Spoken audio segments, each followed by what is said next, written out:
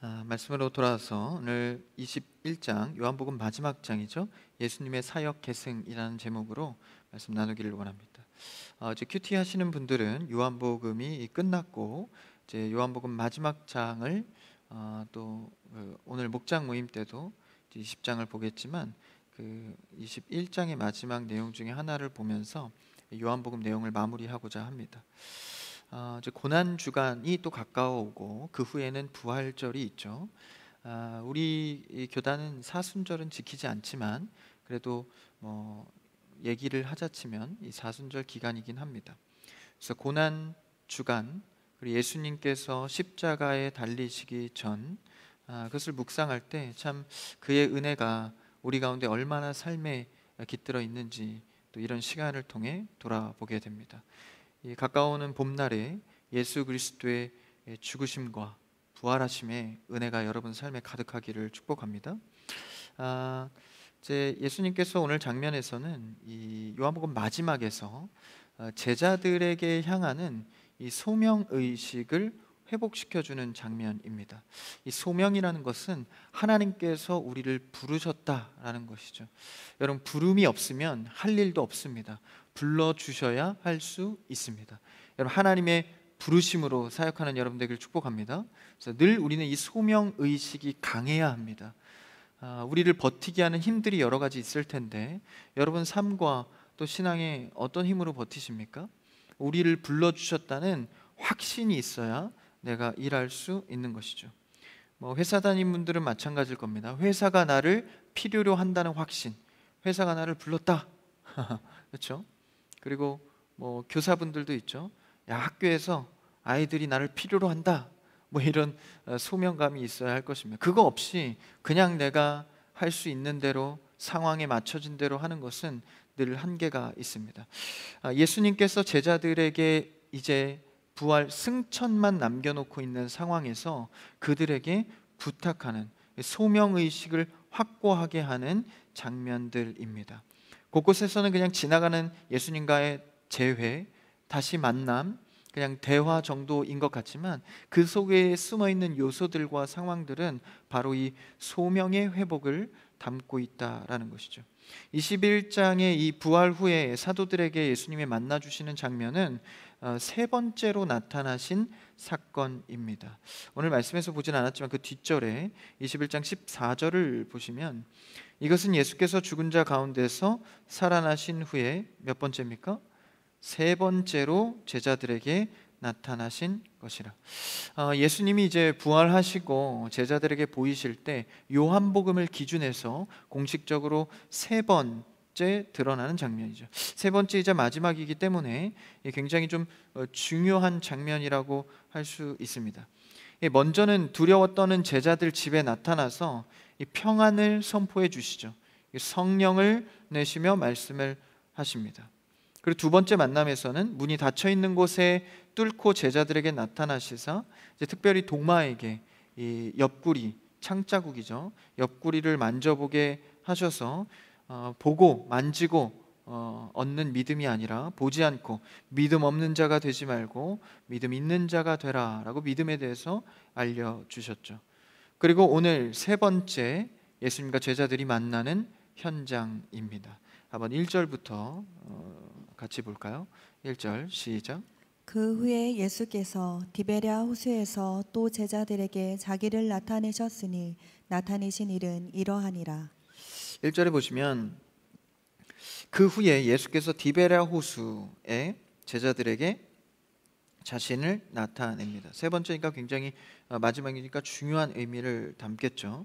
이 디베랴 호수라는 건 이 갈릴리 지역에 있는 이 디베랴 호수인데 이 지역적인 특성이 매우 중요합니다. 그 다음 2절을 한번 읽어볼까요? 2절 그 다음 절 같이요. 시작. 시몬 베드로와 디두모라 하는 도마와 갈릴리 가나 사람 나다나엘과 세베대의 아들들과 또 다른 제자 둘이 함께 있더니 구태여 21장 서두에서 이 제자들의 이름을 나열합니다.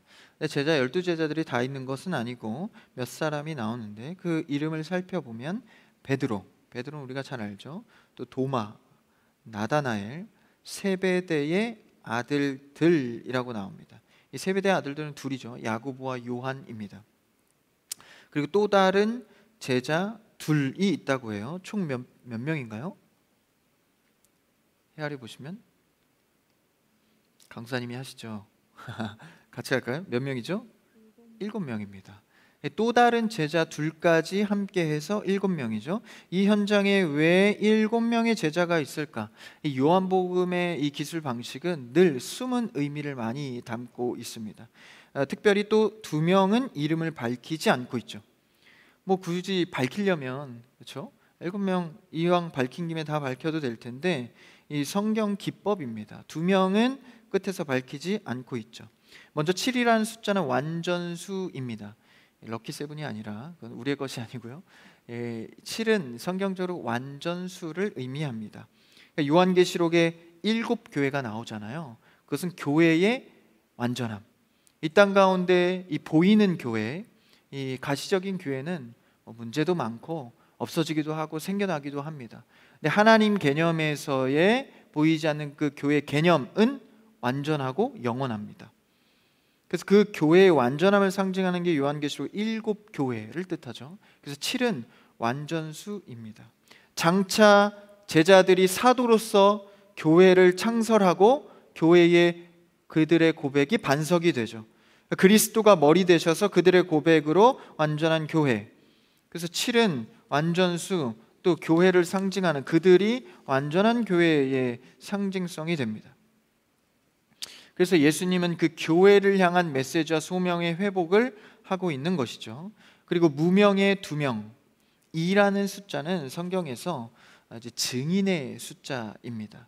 그리스도의 복음을 증거하는 숫자인 것이죠. 증인의 둘의 수. 근데 그 증인의 둘의 수가 이름을 밝히지 않아요. 왜 그랬을까요? 성경의 의도는 이 2명의 제자가 바로 교회의 사명, 증인의 삶을 살아야 하는 오늘날까지도 우리를 향한 메시지다라는 것입니다. 그래서 이 무명의 2명, 증인으로서의 수는 오늘날 우리가 증인의 삶을 살아야 하는 것을 암묵적으로 드러내고 있는 것이죠. 그런 교회의 상징과 오늘날 우리에게까지 주어지는 소명의 회복을 말해주기 위함입니다. 이런 장치 속에 여기서 지금 이제 디베랴 바닷가에서 만나게 되죠. 그러니까 우리는 당시의 제자들과 역사를 넘어서 이 제자들과 만나고 있는 겁니다. 무명의 둘 증인으로서 말이죠. 여러분, 오늘 말씀의 제자들과 여러분이 예수님 앞에 함께 만나는 은혜가 있기를 축복합니다. 그래서 증인의 삶을 살라는 소명 회복의 메시지인 거예요. 그래서 교회의 제자들, 바로 우리에게 시공간을 넘어 말씀하고 있는 것이죠. 그래서 상상을 해보십시오. 디베랴 바닷가에 제자들과 함께 예수님을 만나게 되는 장면이죠. 여러분들 지금 바닷가에 서 계십니다. 이럴 때 방송실은 뭐 갈매기 같은 거 소리 이렇게 파도 소리. 말씀에 입을 더 해보죠. 이 제자의 그룹에 우리가 포함되어 있던 사실을 메시지로 나타내 주죠. 3절을 또 읽어볼까요? 그 밑에 절 3절 시작. 시몬 베드로가 나는 물고기 잡으러 가노라 하니 그들이 우리도 함께 가겠다 하고 나가서 배에 올랐으나 그날 밤에 아무것도 잡지 못하였더니. 이 시몬 베드로에게 잠깐 이게 조명이 됩니다. 베드로는 지금 어떤 상황인가요? 배반과 좌절감, 그리고 허무함, 그리고 예수님을 따랐던 자신의 어떤 용기와 패기가 다 줄어든 상태. 예수님이 나를 부르실 때는 사람을 낚는 어부가 되게 하리라 부르셨는데 지금 그 사역이 전혀 이루어지지 않는, 예수님이 다시 살아났지만 예수님이 살아나도 우리는 아직도 로마의 속국이고 내 인생은 크게 달라진 것 없고 그 부활이 나랑 무슨 상관인가, 이 소명의 좌절감 속에 생업으로 돌아와 있는 상황입니다. 옛삶을 살아가고자 하는 것, 근데 물론 이것에 집중되어 있긴 하지만 또 다른 의미도 있습니다. 여기는 지금 어디죠? 갈릴리입니다.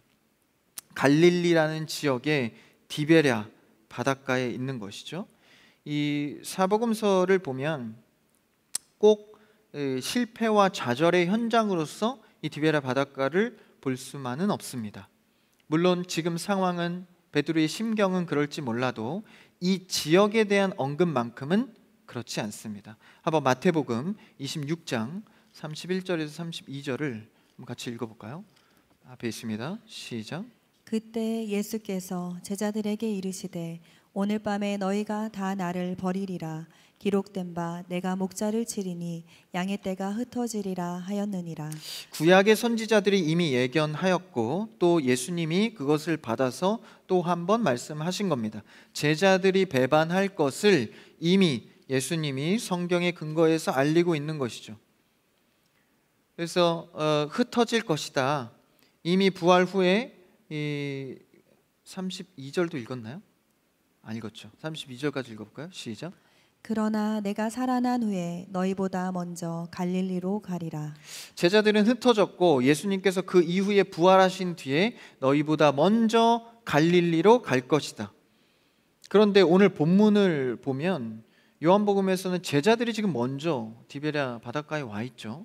예수님이 이미 마태복음에 예견한 대로는 갈릴리에 먼저 오시겠다고 부활하고 했는데 말씀의 언약은 먼저 오시겠다고 했는데 왜 먼저 오지 않았을까? 28장 7절과 10절에서 마태복음에 반복해서 이렇게 약속하시거든요. 읽어볼까요? 마태복음 28장 시작. 또 빨리 가서 그의 제자들에게 이르되 그가 죽은 자 가운데서 살아나셨고 너희보다 먼저 갈릴리로 가시나니 거기서 너희가 배우리라 하라. 보라 내가 너희에게 일렀느니라. 또 하거늘. 넘어가서 10절 28장 10절 없어요? 네, 생각할게요. 반복해서 지금 있네요. 읽어볼까요? 시작. 이에 예수께서 이르시되 무서워하지 말라. 가서 내 형제들에게 갈릴리로 가라 하라. 거기서 나를 보리라 하시니라. 이런 반복되는 예수님의 약속으로 보건대 이 시제상 물리적으로 예수님이 먼저 당도했어야 하고 그 뒤에 제자들을 만났어야 하는데 오늘 요한복음의 본문에서는 거기서 만나자 하셨지만 제자들이 먼저 와 있다라는 것이죠. 그러면 이 상충은 어떻게 되는 것입니까? 이 제자들보다 늦게 도착하신 예수님 좀 바쁘셔서 그랬을까요? 약속과 달라 보입니다. 그럼 이 시제를 어떻게 우리가 해석할까에 대한 먼저 오실 것이다 라는 이 시제에 대한 해결과 그리고 왜 굳이 갈릴리라는 지역에서 이런 약속을 하셨나를 우리가 살펴보아야 합니다. 마태복음 4장 12절에서 16절인데요. 이 부분만 다시 한번 읽어볼까요? 마태복음 4장입니다. 찾아요? 네. 되나요? 찾을까요? 이건 좀 중요하니까 한번 찾아보죠. 마태복음 4장 12절에서 16절 성경책 있으신 분들은 찾으시고요. 없으면 제가 읽어드리겠습니다. 마태복음 4장 12절에서 16절입니다. 예수께서 요한이 잡혔음을 들으시고 갈릴리로 물러가셨다가 나사렛에서 떠나 스불론과 납달리 지경 해변에 있는 가버나움에 가서 사시니 이는 선지자 이사야를 통하여 하신 말씀을 이루려 하심이라. 일러스되 스불론 땅과 납달리 땅과 요단강 저편 해변길과 이방의 갈릴리여 흑암에 앉은 백성이 큰 빛을 보았고 사망의 땅과 그늘에 앉은 자들에게 빛이 비치었도다 하였느니라. 지금 이 대목이 이 이사야의 예언과 더불어서 예수님께서 3년 반 동안 이 사역하신 곳, 그러니까 예수님께서는 대부분의 사역을 갈릴리에서 하셨습니다. 그래서 이곳에 많이 계심은 왜일까요? 바로 이사야의 예언처럼 이 성경을 이루려 함입니다. 갈릴리는 흑암, 사망, 그늘진 땅 이런 의미를 갖고 있습니다. 이것이 갈릴리가 갖는 지역적 색채인데 그늘진 땅의 어두움의 대명사라고 할 수 있는 세상을 빗대어 말할 수 있는 곳이 바로 갈릴리입니다. 그러니까 오늘날 우리가 사는 세상을 빗대어서 갈릴리라고도 할 수 있겠죠. 세상의 공중권세 잡은 자가 흑암 가운데 작은 빛도 들어오지 않는 참 빛인 예수님이 이곳에 온다라는 것이죠. 그래서 예수님께서 3년 반 공생의 기간 동안 대부분 갈릴리 지역에서 사역하셨습니다. 영적으로 절망의 세상을 상징하는 지역이죠. 이곳에서 만나자라고 하신 겁니다. 그러니까 사역의 출발지였던 갈릴리, 그리고 이제 승천을 앞두고 있던 마지막 물리적으로 예수님을 만나는 상황에 갈릴리에서 만나게 되는 것이죠. 그렇다는 것은 출발지서부터 끝까지 그리고 앞으로까지를 예견하면서 계속 이어져 가야 할 그림을 나타내고 있는 것입니다. 결국 우리는 세상 속에 살아가는 자들이고 예수님의 사역을 계승받아서 살아가야 함을 이 그림으로 나타내고 있는 것이죠. 이제 곧 예수님이 승천하시고 남겨두어야 할 제자들을 향해서 이곳 갈릴리를 상징하는 세상에서 소명을 회복시키는 겁니다. 그렇다면 이제 먼저라는 뜻, 오늘 이제 말씀의 이 키워드인데, 먼저 오신다는 뜻, 먼저 가신다는 뜻이 무엇일까? 당연히 물리적 시제로 보기는 좀 어려울 것 같고, 마태복음 2장 21절에서 23절까지 한번 읽어볼까요? 앞에 있습니다. 시작. 요셉이 일어나 아기와 그의 어머니를 데리고 이스라엘 땅으로 들어가니라. 그러나 아켈라오가 그의 아버지 헤롯을 이어 유대의 임금됨을 듣고 거기로 가기를 무서워하더니 꿈에 지시하심을 받아 갈릴리 지방으로 떠나가 나사렛이란 동네에 가서 사니 이는 선지자로 하신 말씀에 나사렛 사람이라 칭하리라 하심을 이루려 함이로라. 나사렛이란 동네가 나오죠. 이제 아켈라오는 헤롯 대왕의 아들입니다. 헤롯 대왕이 굉장히 못된 왕인데 그 아들도 뭐 크게 다르지 않습니다. 유대 임금 왕이 이가 됐을 때 요셉이 이제 무서워하죠. 못된 왕들의 정치는 좀 무섭잖아요. 그래서 꿈의 지시를 받아서 갈릴리 지방으로 떠나가게 됩니다. 그래서 갈릴리 지역의 나사렛이란 동네에 가게 되는데 이 선지자들의 말이 나사렛 사람이라는 것을 칭하게 하려고, 그러니까 예수님이 태어나실 때 이 사역하시는 곳에 이제 나사렛 그리고 갈릴리 그곳에서 이 성경에서 예견하고 있는 이런 지역들이 물리적으로는 뭐 왕이 못 돼서 도피해서 뭐 이런 걸로 보이지만 이런 순차적인 일들이 하나님의 말씀을 이루려 함이다라는 것이죠. 여러분, 말씀을 믿고 따르는 자는 상황에 흘러가는 것이 아니라 하나님의 말씀대로 흘러가는 줄 믿습니다. 그러니까 우리 개념이 그런 거예요. 요새 뭐 시대가 이래서 누구 때문에 누가 이래서 문화가 이래서, 그게 아니라 하나님의 믿음의 눈으로 사는 자들은 하나님의 일하심을 보고 사는 것입니다. 그렇게 칭하여져서 말씀에 이제 근데 나사렛, 구약에는 나사렛이라는 언급이 없습니다. 우리가 전에도 봤는데 나사렛이라는 의미는 이새의 줄기에서 한 싹이 난다, 그 뿌리에서 가지가 난다, 넷제르 가지입니다.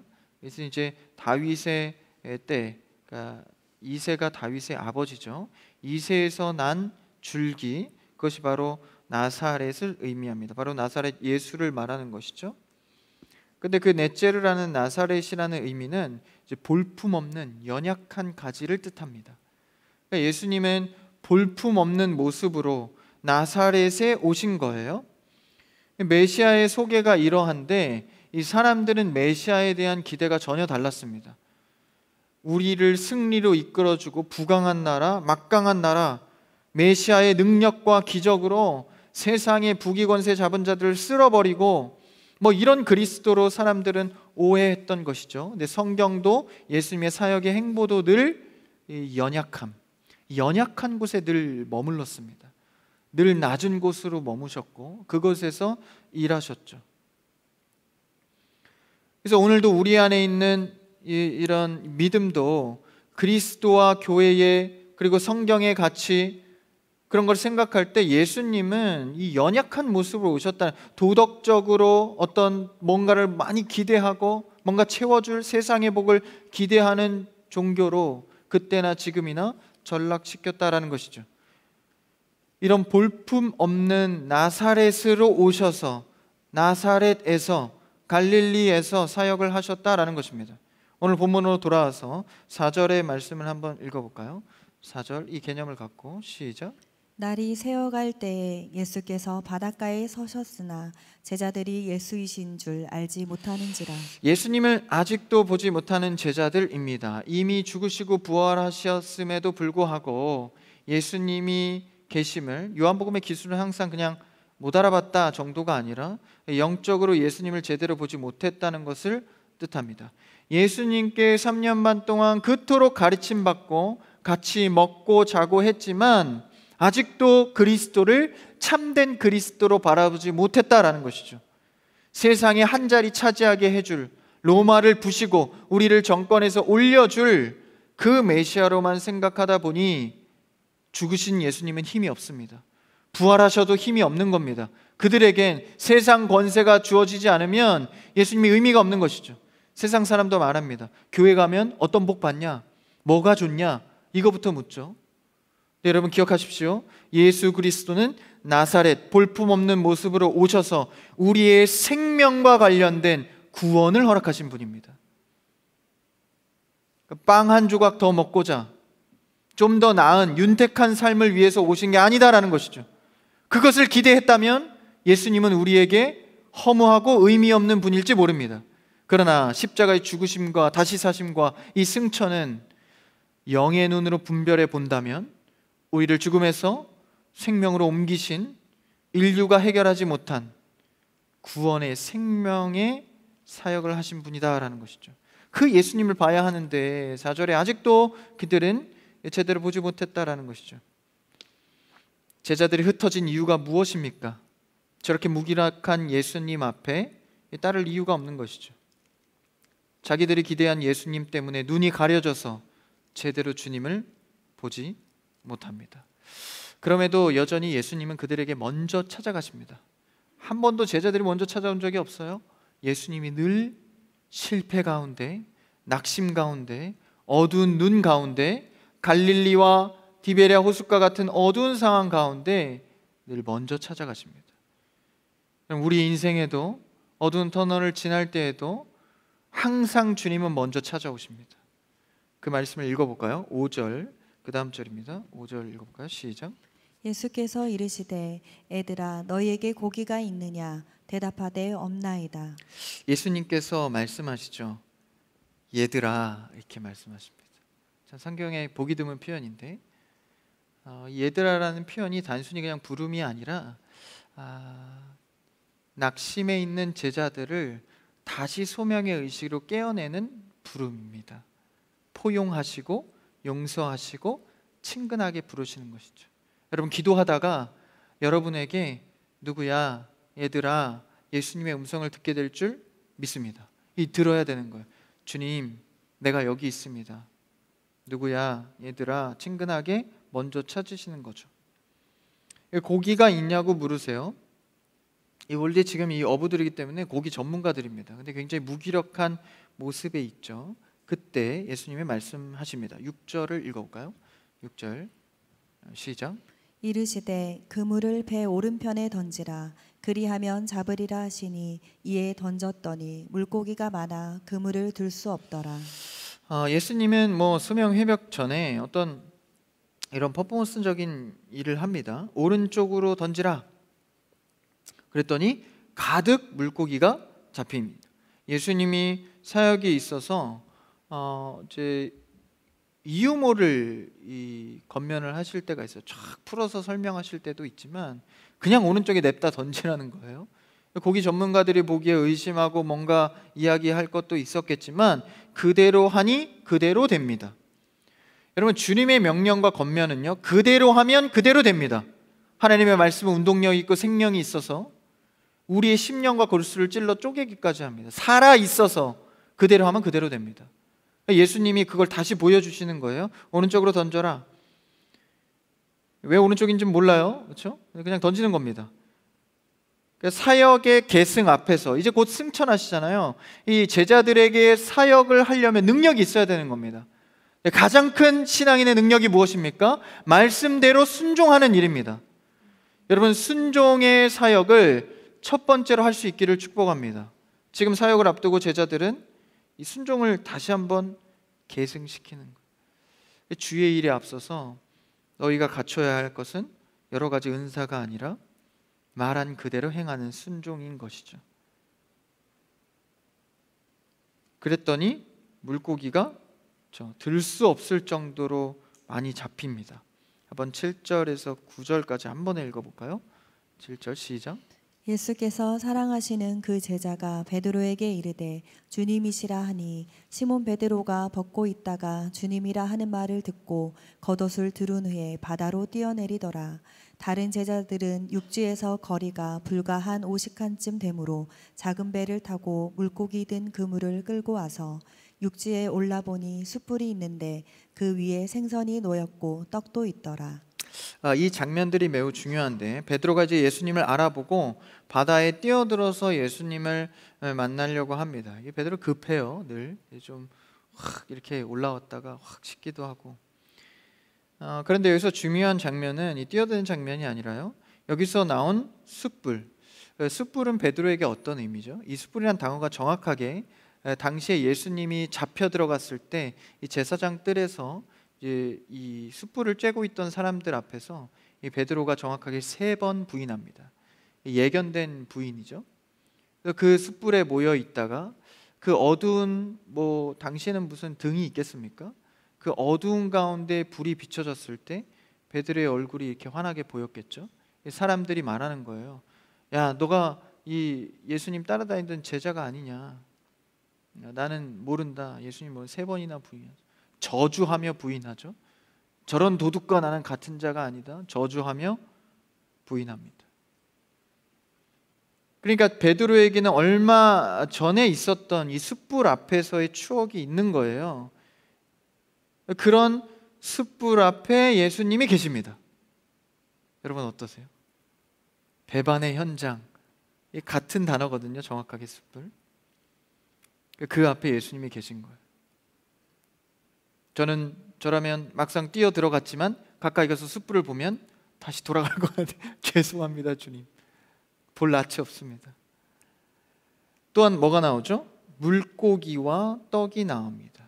이 물고기와 떡은 예수님이 사용할 때 굉장히 많이 등장하는 중요한 도구이죠.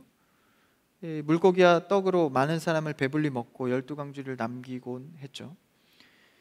배반의 현장, 구속의 현장, 기적의 현장을 상징하는 이 도구들이 지금 제자들과 예수님 사이 앞에 펼쳐져 있습니다.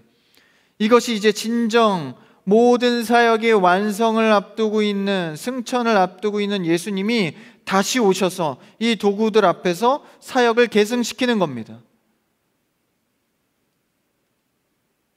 늘 예수님이 안 계신 것 같은 자리에서도 기적과 배반과 어려움 가운데 늘 예수님은 그 자리에 있었습니다. 너희도 이제 이 갈릴리 같은 세상에서, 나사렛 같은 세상에서 나와 같은 사역으로 구원해내라 라는 것을 이 현장에서 말해주고 있는 것이죠. 그러니까 우리가 앞서 먼저라는 것은 시제적 개념이 아니라 의미적 개념으로 예수님이 만나고 있는 겁니다.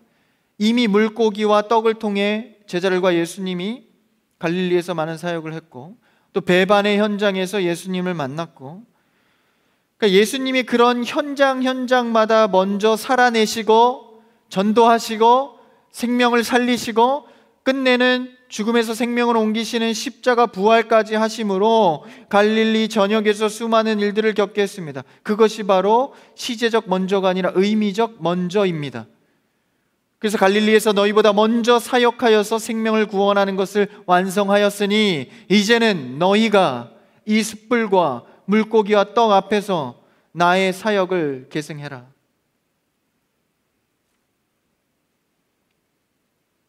그래서 물고기를 줌과 같이 사역의 계승을 그들에게 주는 것입니다. 그래서 이 먼저는 돌아보니 늘 갈릴리에 함께 계시던 예수님, 내가 사역하기 전에 먼저 첫 열매가 되셔서 사역하신 분, 그 먼저를 드러내주고 있는 것입니다. 기꺼이 생명의 양식이 되셔서 자신을 죽이시고 이 죽은 영혼들을 살려내신 것이죠. 이 사역의 계승을 오늘 디베랴 바닷가에서 제자들 그리고 2명의 증인인 우리들에게 해주고 있는 것입니다. 여러분은 어떤 증인의 삶을 살고 계십니까? 예수님의 공생애를 묵상하며 예수님이라면 어떻게 하셨을까? 예수님이 어떤 사역을 하셨는가? 늘 묵상하며 살아가고 계십니까? 우리는 예수님을 만난 증인입니다. 그래서 이 땅에 생명의 양식인 복음을 전하는 것, 그것이 바로 예수 그리스도의 소명의 회복, 계승적 선언입니다. 우리가 저번 주에 3분 브릿지를 배우고 또 같이 나누셨죠. 여러분, 그것을 그냥 한 번의 이벤트로 두지 마시고 늘 마음에 품으시고, 작정하신 분들 있죠. 여러분, 목자 앞에서 하거나 교회 앞에서나 사역자 앞에서 한 게 아닙니다. 하나님 앞에서 하신 겁니다. 하나님 앞에서 품은 영혼을 여러분 게을리지 하지 마시고 기회를 포착하시고 그들에게 이 계승적 선언, 예수 그리스도가 한 복음의 사역을 할 수 있는 여러분 되기를 축복합니다. 그래서 이 복음 전하는 일은요, 예수님께서 우리를 두 증인으로 부르시사 이제 전승시켜 주신 것입니다.